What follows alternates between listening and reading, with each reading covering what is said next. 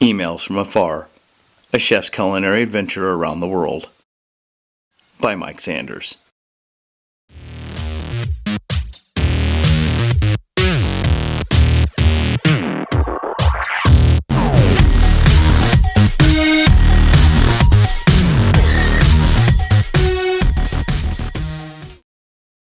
Chapter 21. Viddie the Show. 1/20. Day 66. Talk about an interesting day. If you were to ask me this morning what my day had in store for me, I would have never have guessed what was to happen. We bought our tickets to India this morning and are set to leave in 3 days. The rest of the day was wasted with window shopping and a nap. By dinner time, we were a little bored and thought it might be a good night to check out one of the legendary Bangkok sex shows. We really didn't need to look very hard to find one, because the streets are littered with flyers from all the different clubs. Way back in Chiang Mai, someone we met told us about a few of the things they do on stage. One of the tricks, Sarah says she just has to see to believe.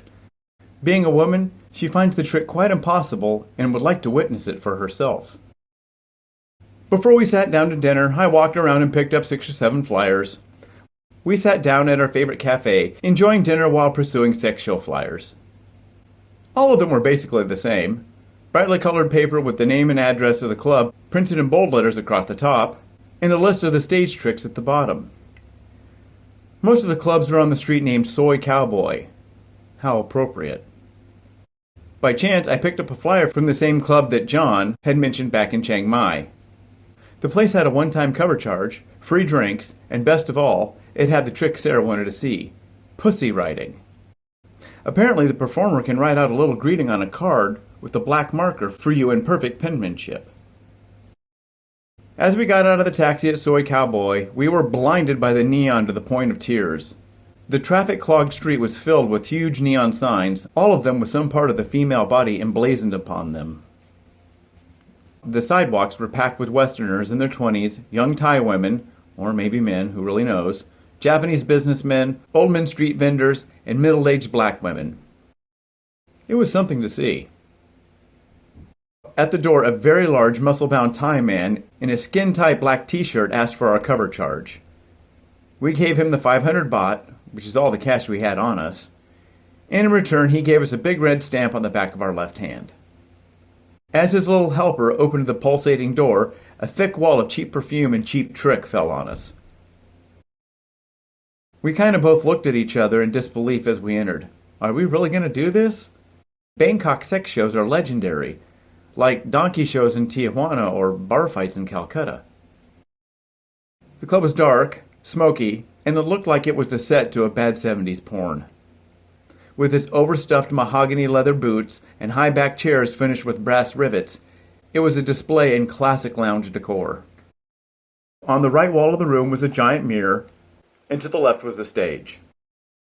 It had been strategically placed 3 feet above the floor to offer the patrons at the table an eye-level view of the proceedings. We found our way to one of the side tables next to an Indian woman and her date. The waitress quickly came over and took our drink order. We settled into our seats and we started to Viddie the show. What I can say about it is this. 1. The girls don't get naked unless they're doing a trick. They just dance around in bikinis and occasionally take their tops off. Nice boobs, love that, but not very thrilling. To someone who lives in Oregon, where the nudie bars are nudie bars, a few boobies aren't going to really cut it. 2. The free drinks after the cover charge were in fact a drink.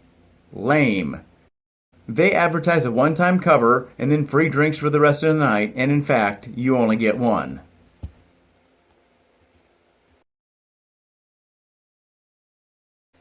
Some tricks, however, were quite impressive. A smaller Thai girl shot a ping pong ball across the room.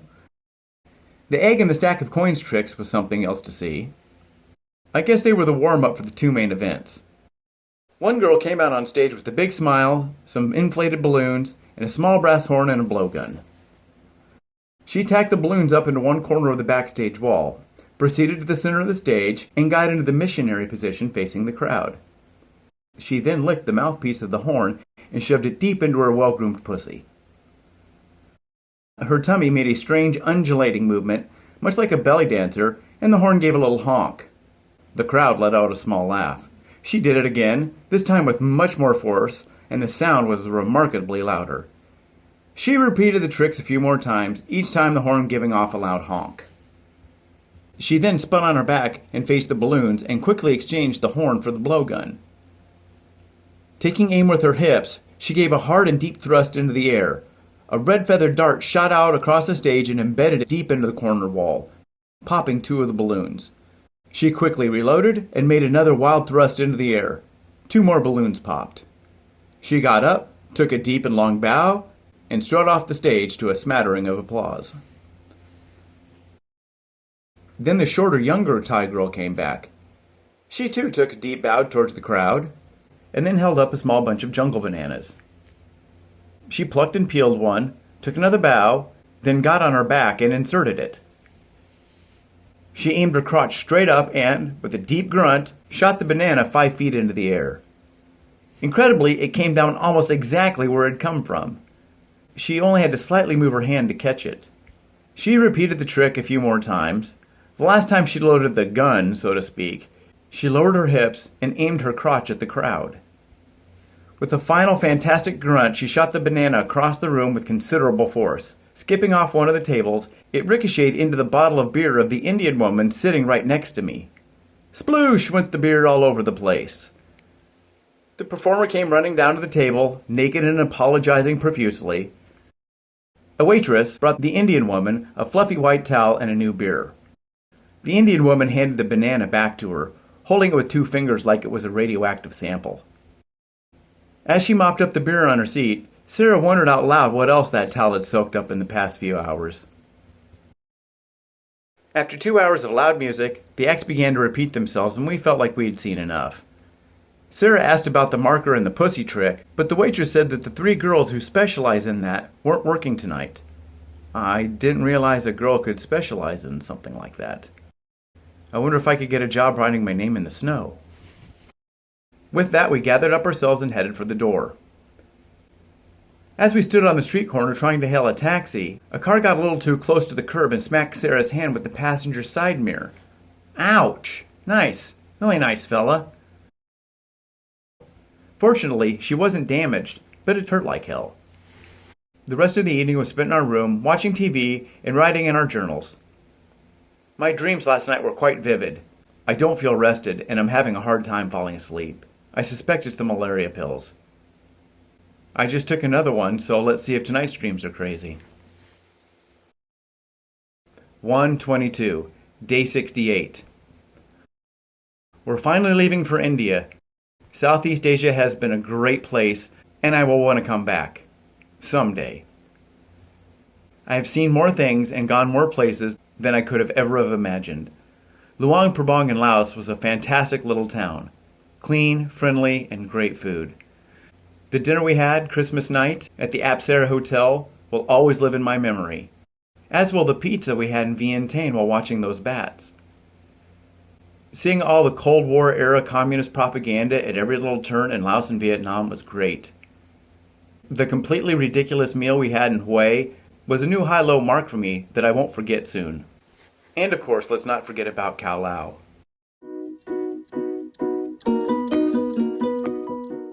Thailand is the perfect place for Westerners to go if they want to experience the antithesis of what we Westerners would call exotic. Basically, Thailand is the proverbial riot in a parrot house. With its tropical setting, white sandy beaches, foreign religion, wild clubs, strange foods, it's everything exotic should be. It's sex, drugs, and rock and roll, set amongst golden temples and banana trees. I love the culinary school we went to, and looking back, I would do it again. The fried bug cart was also an interesting first for me. Thailand is a place everyone should go and see. Long live the king. Laos provided some of the best times and the worst. The bus trip from hell is a good example of both. I mean, how often will I get a chance to spend 12 hours on a bus driving through hostile rebel territory with farm animals, men packing AK-47s, and people getting sick all over each other? Not very, if I'm lucky. Laos was a tiny, trashy, and run down, but the people were wonderfully friendly. The countryside is fantastic, wild and green, but to me, it's all tempered by the amount of open sewers and garbage. Some of the best food in my life was in Laos. Christmas dinner, the pizzas with the bats overhead, the sub sandwiches at the Swedish deli, and the breakfast at the Apsara Hotel. Laos was a huge culinary surprise. I expected to find Asian food, and what I found was fantastic French food. I really enjoyed our time there. Vietnam is exactly what I thought it would be. It was a bit scary, a bit intimidating, a bit dirty, a bit loud, but most of all, it was a bit of ungroomed heaven. I love being able to see all those places I grew up hearing about like Hue, Saigon, and the DMZ. I was finally able to put a face on the name, so to speak. The border crossing in the jungle mountains, the water puppet theater, our insane dinner in Hue, and our friendship with Dave and Elaine are what I will cherish. Most of all, what I will cherish are the memories of the White Rose of Hoi An, a mysterious, well-guarded lady who never leaves the family and ensnares all who are tempted by her heavenly aromas and flavors.